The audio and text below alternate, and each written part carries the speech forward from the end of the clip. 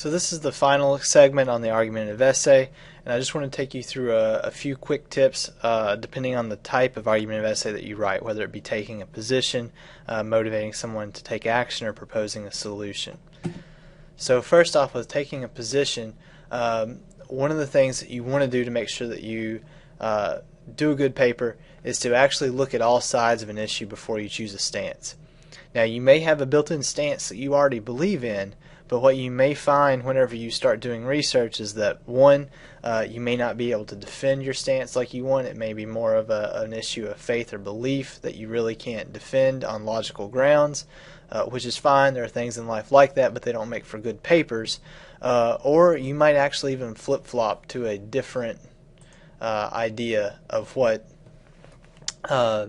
might make a good paper. Also, you need to make sure that you know the difference between an opinion and a position. An opinion is just something that you think off the top of your head. A position is something that is defendable, meaning that you've researched information, you can back it up. So this is how you avoid the because I said so argument. And certainly, most of all, you need to be reasonable in your discussion. Don't use overtly negative language unless you absolutely have to in order to establish what you actually think.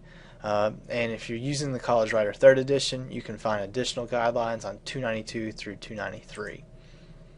So the second way that you might write the argumentative essay is to try to propose some type of action to be taken.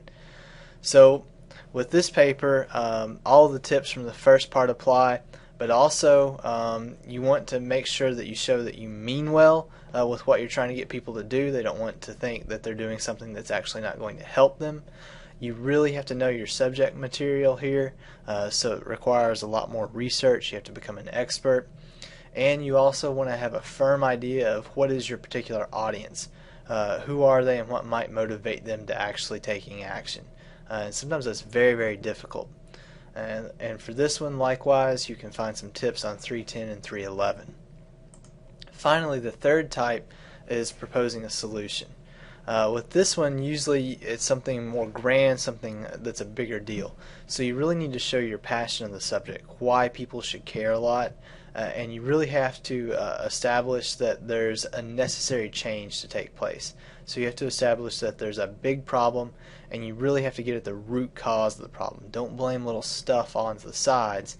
What is fundamentally the nature of this issue, and how do we determine how to fix it?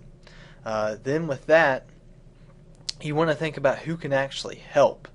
Is it just John and Jane Doe on the street, or is it something that would be better directed toward your local congressman, or something that should be addressed on a national level?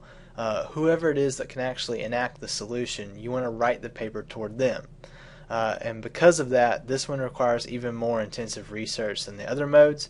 On the flip side, a lot of times proposing a solution makes for the best type of paper, because you can first explain a problem that's occurring and use research there, and then explain some possible solutions, and that'll allow you even more opportunity for research. So a lot of times when you finish with this paper, you sound very intelligent, and you really feel like you've accomplished something. So guidelines for this one are on 326 and 327.